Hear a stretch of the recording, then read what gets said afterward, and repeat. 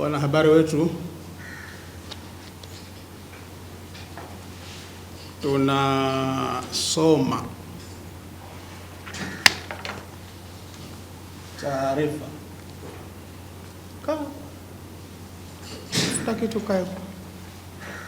tunasoma maazimio ambayo jana wanazuoni wa East Africa na wakilishi wa mufti na mufti wa Kenya Sheikh Mshala Khamisi Mshali na mwakilishi wa mufti wa Tanzania Sheikh Samir Siddiq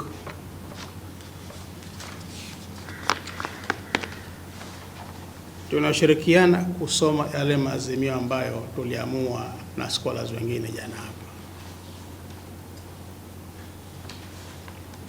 Maazimio haya yatasomwa na viongozi watatu: Maulana Mufti wa Kenya Sheikh Mshala Khamisi Mshali chini ya Baraza Kuu la Ushauri Kenya KEMNAK, na Maulana Siddiqi mwakilishi wa Tanzania atasoma na mimi rais wa Baraza Kuu la Ushauri wa Waislamu Kenya. Bismillahirrahmanirrahim. Tokeo ya makubaliano katika kongamano la kifikihi la wanazuoni wa Kiislamu la siku moja lililojadili mwandamo wa mwezi wa Ramadhani na Arafa katika Al-Yusra Palm Tree Hotel mjini Mombasa, Kenya.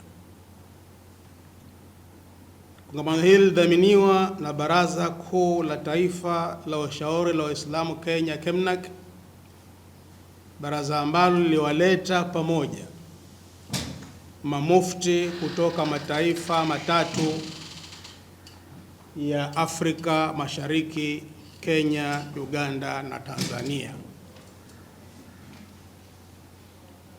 Kongamano hili lenye dhamira ya kuondoa hitilafu inayoleta migawanyiko katika ibada mbili tukufu ambazo ni ibada ya mwandamo wa mwezi wa funga ya Ramadhani na funga ya siku ya Arafa katika mwezi wa Dhulhijja.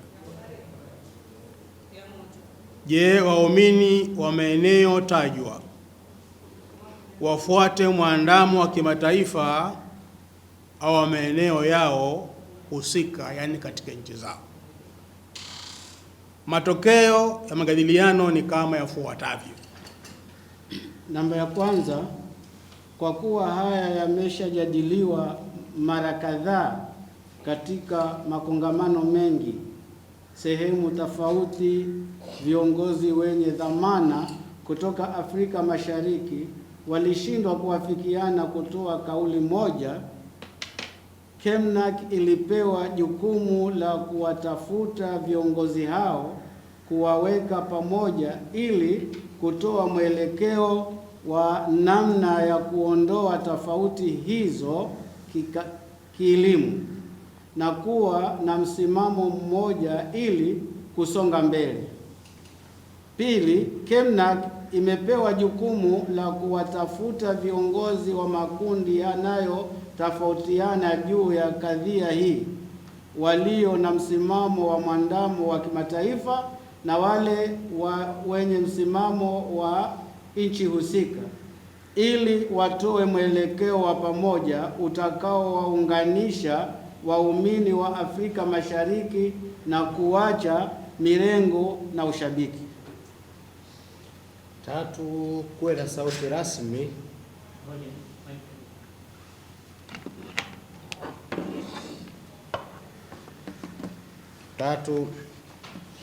kuwe na sauti rasmi ya utangazaji wa mwandamo wa mwezi na si kila mtu. imamu, mwalimu au yoyote, bali mufti au kadhi mkuu aliyepewa majukumu ya kutangaza.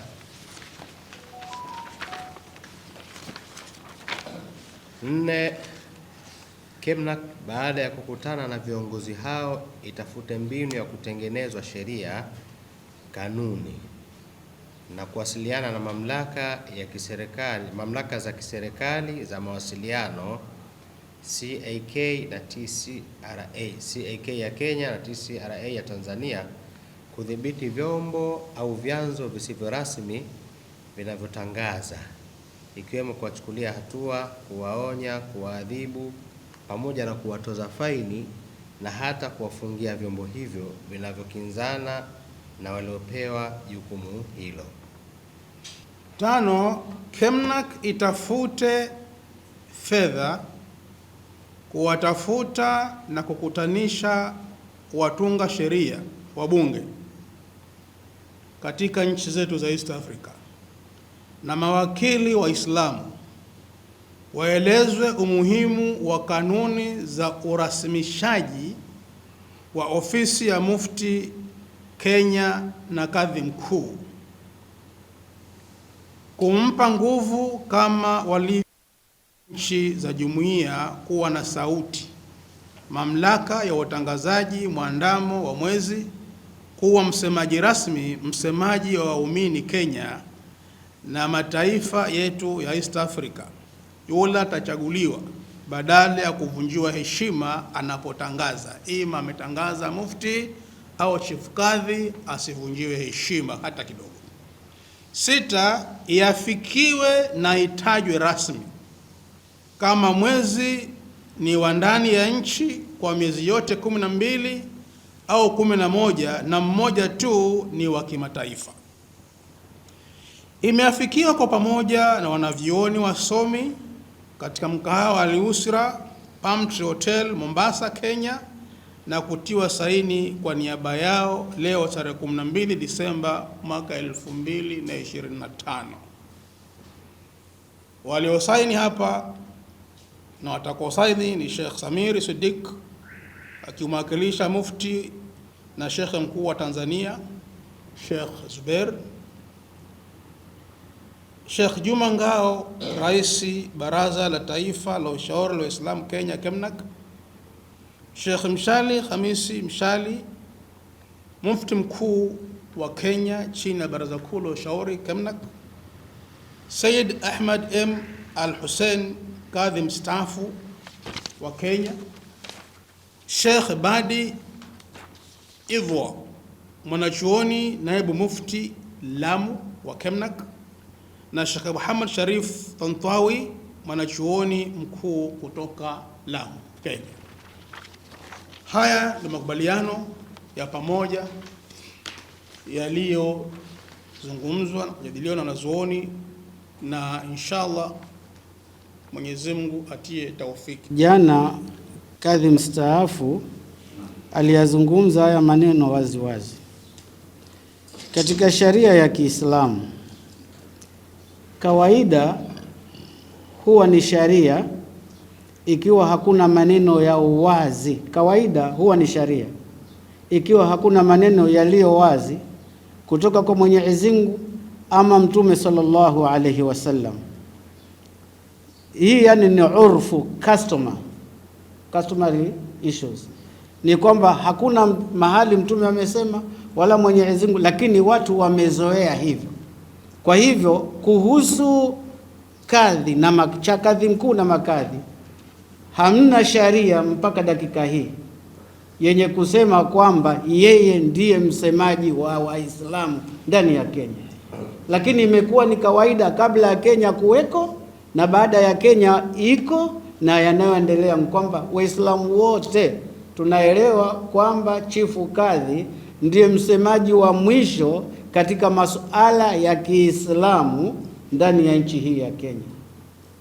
Na katika haya maazimio ndio unakuta kwamba tumesema tunataka kutafute sharia ambayo itamwempawa sasa hivi, lau kama yeye atatangaza kusitokee mwingine mahali popote kutangaza, ama watu wangojee yeye atangaze, hata kama kuna lakini mpaka yeye atoe mwelekeo wa matangazo. Ndivyo ilivyokuwa kabla na baada ya uhuru, lakini katika 1970s ndio mageuko haya yalikuja, lakini zamani yalikuwa hayako ya mabishano. Nikiongezea juu ya kauli ya Mufti mkuu wa Kenya Sheikh Mshale Khamis Mshale Ashirazi, ni kwamba wakati mimi nilikuwa naibu mwenyekiti wa kitaifa wa Baraza Kuu la Waislamu Kenya, SUPKEM, Supreme Council of Kenya Muslims, nimekuwa naibu mwenyekiti wa mkoa huo wa Pwani kwa miaka 12.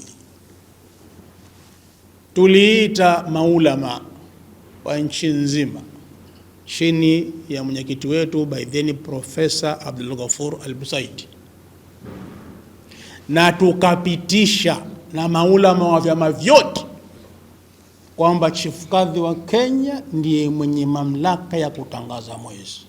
Ilikuwa ni fatwa ya maulama wa Kenya nzima na vyama vyote.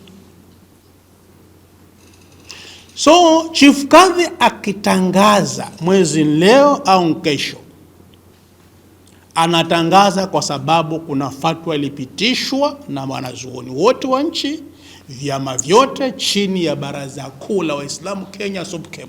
Wakati huo nafikiri miaka 25 nyuma iliyopita, mimi nilikuwa ndiye nasimamia mkoa wa Pwani kama naibu mwenyekiti wa Baraza Kuu la Waislamu Kenya. Kwa hivyo mtu yoyote akitangaza mwezi kinyume na chief kadhi, huyo mtu hakuna fatwa ambayo imempa mamlaka hayo, anakwenda kinyume na maamuzi ya Waislamu wa nchi nzima.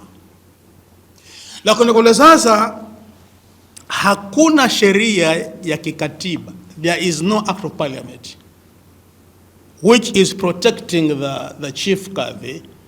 That's why other people are taking the advantage of undermining the chief kadhi.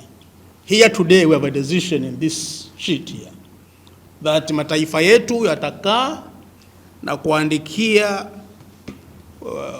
wizara husika na kushika wabunge wa Islamu wapeleke motion bunge kwamba kuna act of parliament itakayomlinda chief kadhi au mufti wa taifa lolote, kwamba akitangaza mwezi mwingine akaenda kinyume na huyo ashtakiwa apigwe faini. Ndio tumetependekeza hapa. Lakini Kenya hapa ni fatwa ilipitishwa. So mwingine akitangaza atangaze tu kwa dharau na kejeli, lakini Kenya mwenye mamlaka ya kutangaza ni chief kadhi peke yake. Mwingine akitangaza ni dharau tu basi. Na katika Uislamu Qur'ani imekuwa very clear. Inasema atiu Allah wa atiu Rasul wa ulil amri minkum, mtini Mwenyezi Mungu na mtini Mtume Muhammad na wenye mamlaka juu yenu. Hata bila fatwa yoyote mwenye mamlaka makuu katika Uislamu, hii aya imempa nguvu, na Muislamu anakwenda kinyume na aya hii anakwenda kinyume na mafundisho ya Uislamu. Kwa hivyo uli amri chief kadhi, uli amri mufti au aliyechaguliwa na umma kwamba huyu ndio tutamtambua ndiye atatangaza mambo ya mwezi, huyo ni uli amri, ana supportiwa na Qur'an. Atiu Allah wa atiu Rasul wa ulil amri minkum, tini Mungu na mtume na wenye mamlaka yenu. Kwa hivyo tauhidi ya Mungu peke yake bila mtume na uli amri, Allah kaikataa. Kama wataka tauhidi kweli, basi wamtii Mungu, mtume na wenye mamlaka. So kwa ufupi chief kadhi Kenya ndiye mamlaka hayo. Mwingine akitangaza wazimu wake tu, astaghfirullah, ni dharau zake tu, lakini mamlaka ni chief kadhi. Napo unapotaja kuhusu kadhi wa kimataifa, hakuna kadhi wa kimataifa. Mwezi wa kimataifa si kadhi wa kimataifa. So tuseme umetangazwa mwezi Saudia, ama ni vile tu ambayo Sheikh alisema jana? Sisi tumesema jana hatukuamua hilo, kwa sababu tulisema we must gather more scholars from Kenya, Uganda, Tanzania, Rwanda, Burundi, Congo, Somalia, etc. We are organizing another conference to bring more scholars to discuss the same. Then in that conference we can come up with a tight resolution that now way forward is A, B, C, D. Kwa hivyo paka tutachana mara nyingine inshallah, alafu tutatoa hivyo. Lakini kwa sasa ni status quo, inabakia vile vile ilivyo tu mpaka kongamano la pili litakapokaliwa na mufti wa East Central na East Africa na maulama wetu tena tujadili. Na makongamano haya ni tofauti na hali ya mwanzo. Ya mwanzo walifanya wakakosana wakateta. Jana hatukuteta hapa. Kwa sababu tujadili kielimu. Usije hapa na hamasa zako. We kama fuata kimataifa tusema Qur'ani asema hivi, Mtume asema hivi. Hatutaki hamasa na kila mtu binafsi. Kwa hivyo hata conference inayokuja ni hivyo. Kama wasapoti kimataifa, wasapoti kwenu, usilete hamasa. Tuambie qala Allahu qala Rasul. Kasema Mungu kwenye Qur'ani, tumekasema hivi. Tunakwenda kielimu, si hamasa.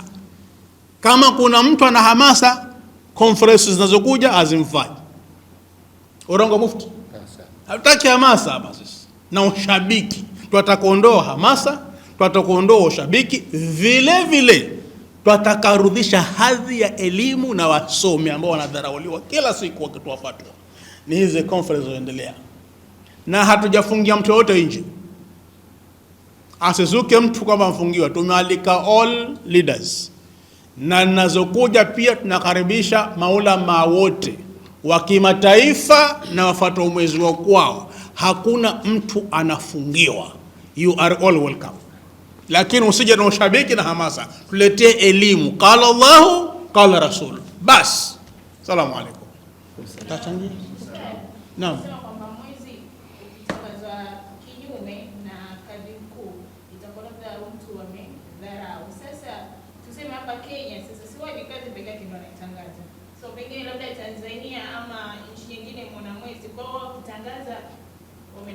Hapana, twasema katika kila nchi. Tanzania mwenye mamlaka ni mufti. Kwa hivyo naheshimia mufti Tanzania. Akitangaza mufti kule, sisi tumwingilie. Au wamekubaliana wote kadhi mkuu na kule jamani pamoja. Yule atangaza na huyo atangaza. Au wameona wao leo ni kesho, sisi bado hatumwingilii. Lakini tunasema wananchi wa nchi hiyo wamheshimu huyo mufti wa kule. Na hapa Kenya Chief Kadhi akitangaza tumheshimu. Kwa sababu gani unajua? Ofisi ya Chief Kadhi ni ofisi ya kikatiba. Tanzania hawana ofisi ya Chief Kadhi. Mataifa mengi katiba zao ofisi ya Chief Kadhi hamna. Kenya ina bahati kubwa kwenye katiba. Hizi dharau zaweza kuendelea, itakuja kuondolewa hii.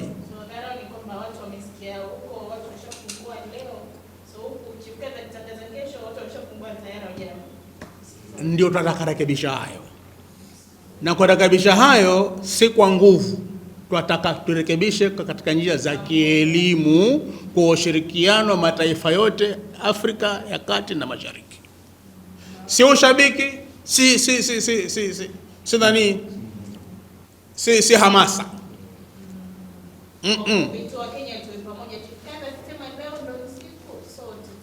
Tuwe pamoja. Basi kama ana makosa siende kwenye amri.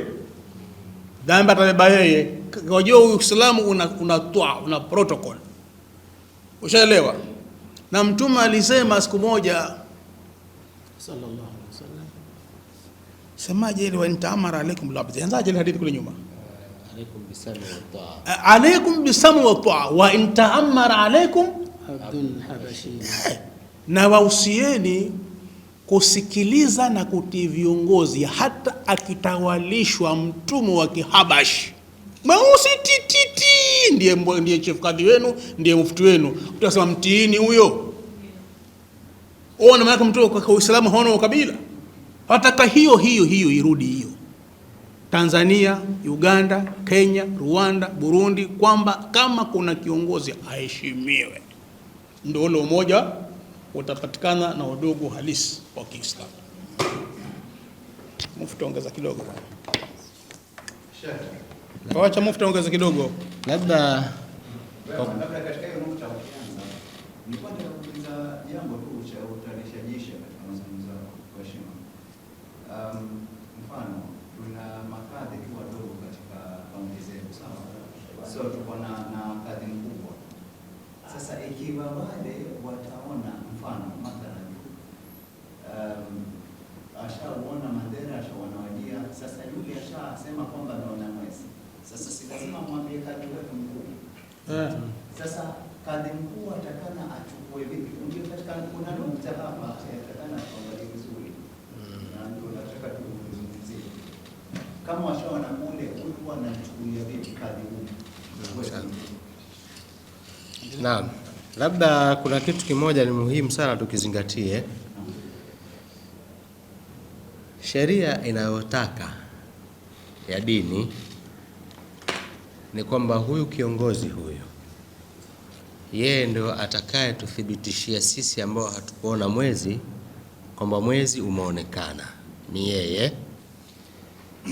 Na yeye atakuwa anapokea habari, kama hakuona yeye mwenyewe anapokea habari kutoka kwa walioona, na habari anapoipokea yeye ni lazima yeye kama yeye kwanza awe ameisadikisha kutokana na jitihada alizozifanya kuwauliza wale waliozitoa zile habari na kutizama mazingira yalivyo, kwamba je, mazingira kweli yanasadikisha, na utoaji habari wenyewe pia je unasadikisha, na mtoaji habari pia lazima athibitishwe kwamba ni mtu ambaye ni muutamadi, unakubalika ushahidi wake lau kama anashuhudia katika mahakama ya Kiislamu. Hivi ni vitu muhimu, lazima vizingatiwe. Kwa sasa kadhi kifupi tu ni kwamba lazima ajiridhishe kwanza juu ya habari, ajiridhishe, athibitishe kwamba kweli mwezi umeonekana. Sasa inapotokea kadhi ana mashaka kwa sababu yoyote ile, ikitokea kadhi ana mashaka kwa sababu yoyote, yeye mwenyewe sheria haimruhusu kuutangaza mwezi ule. Akiutangaza anapata dhambi. Kwa hiyo inawezekana kwamba kweli kuna watu wameuona, lakini pamoja na kwamba ni kweli wameuona, lakini huyo mthibitishaji ana mashaka, hawezi akajua ule ukweli mpaka patikane vigezo vya kuthibitisha ukweli ule. Kwa sasa kutokana na hali hiyo, basi ni kwamba ikitokea tumesikia kwamba kuna watu wameuona, kadhi amekataa, amesema huu mwezi si wa kweli, sijathibitisha kuonekana kwake, asitangaze kama umeonekana, au akasema kuna watu wamesema lakini sijathibitisha, hapa moja kwa moja tunatakiwa tufuate kadhi alivyoelekeza. Swala litakuja tu kwa yule ambaye yeye mwenyewe ameuona kwa jicho lake. Mimi binafsi nimeuona, lakini ushahidi wangu kwa kadhi umekataliwa. Mimi sasa hukumu za mwezi ule ndo zitafungamana na mimi. Kama ilikuwa ni mwezi wa kuingia Ramadhani, natakiwa mimi binafsi nifunge, na kila aliyeniuliza nikamwambia kwamba umeonekana, yeye kama yeye afunge, lakini asiutangaze. Kama ikiwa ni mwezi wa kutoka katika Ramadhani, ni mwezi wa kuingia Shawwal, Idi, basi manake mimi niliyeuona sitafunga, lakini sina ruhusa ya kuswali Idi. Inawezekana kwamba sisi tumeuona wasote hapa, lakini baada ya kuona tumepeleka kwa kadhi, kadhi hakuamini ushahidi wetu, hakujiridhisha, ameukataa, basi sisi hatutaki kupiga kelele. Hapo kwa ithibati na usadikisho huwa ni vipi? Ithibati na usadikisho. Kwanza kwa malize hii kwanza. Sisi ambao tumeuona wa kutoka katika Ramadhani, manake sisi hatutafunga, lakini hatutotangaziana Idi. Idi tutaswali kwa taarifa atakayoitoa kadhi au mufti. Huu ndio utaratibu unapokwenda. Ama kuhusu kuthibitisha kwa kadhi, anatakiwa kwanza yeye au ajue huyu aliyeuona ameuona wapi, ni nani kwanza. Kwanza ni nani huyo mtu ambaye ni nani? Ni mwadilifu, ni mwadilifu kiasi kwamba ushahidi wake unakubalika kisheria. Itakapofikia kwamba huyu mtu aliyeuona kadhi hajajiridhisha juu ya uadilifu wake, maana yake ni kwamba huu mwezi hauwezi kuzingatiwa, kadhi hawezi kutangaza. Sasa kama hamjui, maana yake hawezi kujua uadilifu wake. Anaambia bwana, kuna bwana fulani anaitwa Umar, ameuona, au Umar amepiga simu, mimi naitwa Umar bin fulani, Umar bin Saidi mathalan, niko Mombasa, nimeona mwezi. Lakini kadhi hamjui Umar bin Saidi, kiasi kwamba atashindwa kuthibitisha uadilifu wake. Basi inatakiwa kadhi sasa awasiliane na watu ambao wako Mombasa na wanamfahamu Umar bin Saidi. Ikiwa wao hawakuona mwezi, lakini wakathibitisha kwamba Umar kasema ameuona na tunamfahamu ni mtu muadilifu, ana sifa zote za ushahidi, basi kama ni mwezi wa kuingia ndani ya Ramadhani, hawa wakitoa ushahidi wa uadilifu wa huyu, maanake ni tazkia sasa hiyo, wakitoa ushahidi wa uadilifu wa huyu, basi kadhi atakuwa amejiridhisha, anaweza akatangaza, kadhi au mufti. Lakini kinyume cha hivyo, yeye hata sheria haimruhusu kutangaza, hata kama itakuwa kuna watu habari zimeenea Mombasa nzima, lakini lazima ajue ni nani ameuona. Katika hao waliouona, je, yupo mtu ambaye ushahidi wake unazingatiwa? Kwa kama ni kuingia Ramadhani, mmoja anatosha kwa madhhabi yetu. Kama ni kutoka katika Ramadhani, sharti wapatikane kuanzia wawili. Wallahu a'lam. Assalamu alaykum wa rahmatullahi wa barakatuh. Alhamdulillah rabbil alamin, bihi nasta'in, wa salatu wassalamu ala rasulillah sallallahu alayhi wa sallam. Wa 'indahu mafatihul ghaibi la ya'lamuha illa hu, wa ya'lam ma fi al-barri wal bahr, wa ma tasqutu min waraqatin illa ya'lamuha, wa la habatin fi dhulumati al-ard, wa la ratbin wa la yabisin illa fi kitabin mubin. Amma ba'd. Wa heshima ya ndugu yetu mufti na Tanzania na Kenya na vile vile Sheikh Juma Ngao ambaye ni chairman wa KEMNAK, ni fursa adhima kupata fursa hii na mashekhe wakubwa na mufti. Mwana Sheikh anasema mimi ni msomi, la, ni bado talib ilmu. Ufupi, ilmu ni bahr, na mashallah ni jambo muhimu sana kongamano kama hili kwa jamii, na wallahi naweza kusema ni kitu cha kwanza chafanywa na KEMNAK. Wajua watu wana mirengo tofauti tofauti, lakini hili ni jambo ambalo ilikuwa yatakana hapa kuwa kumefurika kwa sababu ya masala, baada ya miezi miwili kutakuwa na ushabik kama vile wa mipira. Sasa swala kama hili ni zuri, lingetatua mizozo mingi. fa in tanaza'tum fi shay'in farudduhu ila Allahi war rasul in kuntum tu'minuna billahi wal yawmil akhir.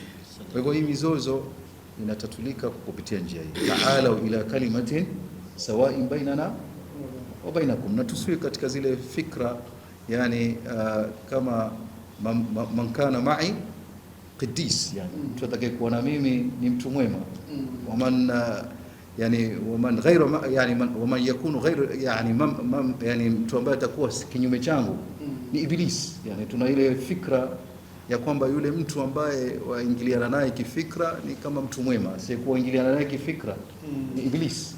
Tusiwe katika fikra kama hizi, kwa sababu haya ni masala ya dini, na masala ya dini kuna khilaf, na kuhitajika kuwe na adabu ikhtilaf.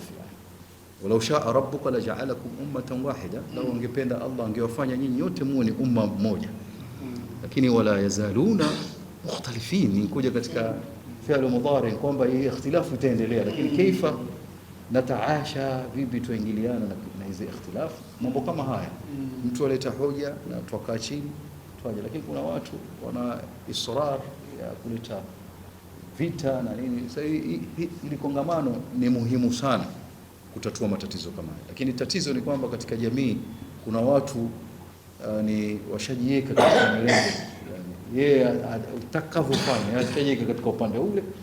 Kwa hivyo ni mambo katika kuzungumza, ndio kupatikana solutions, wajadilhum billati hi ahsan, hi aswab, hi aqwam.